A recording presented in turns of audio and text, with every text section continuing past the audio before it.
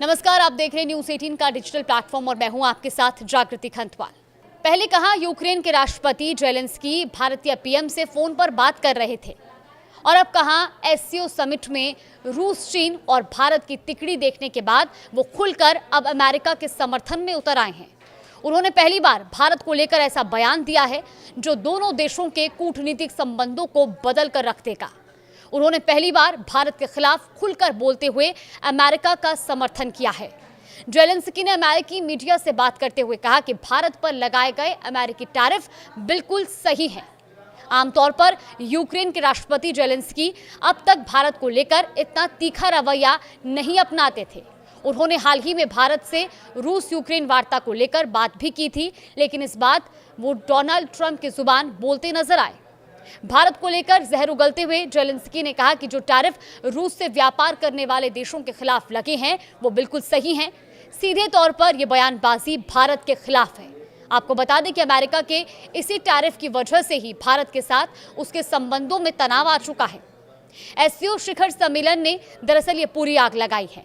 पिछले दिनों शंघाई सहयोग संगठन के शिखर सम्मेलन में भारतीय प्रधानमंत्री नरेंद्र मोदी, चीनी राष्ट्रपति और रूसी राष्ट्रपति का जिस तरह का बॉन्ड दिखाई दिया वो ग्लोबल मीडिया में चर्चा का विषय बन गया था।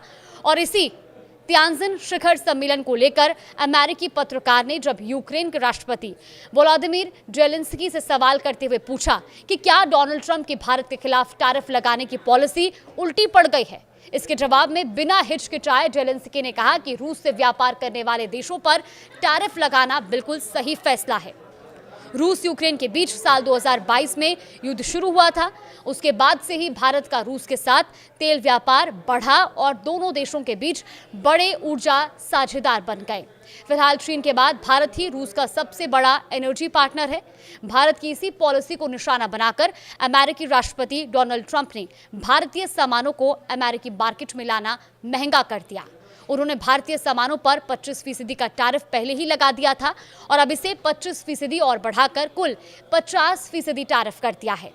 जेलेंस्की ने ट्रंप की इसी पॉलिसी का खुलकर समर्थन किया है, जबकि एससीओ शिखर सम्मेलन में रूस से द्विपक्षीय मुलाकात के दौरान पीएम मोदी ने यूक्रेन का मसला पुतिन के सामने उठाते हुए शांति का समर्थन किया था।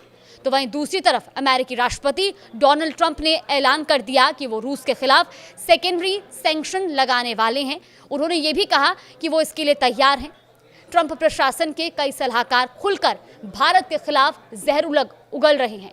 उनका कहना है कि भारत के रूस से तेल खरीदने की वजह से ही रूस की वॉर मशीन को पैसा मिल रहा है।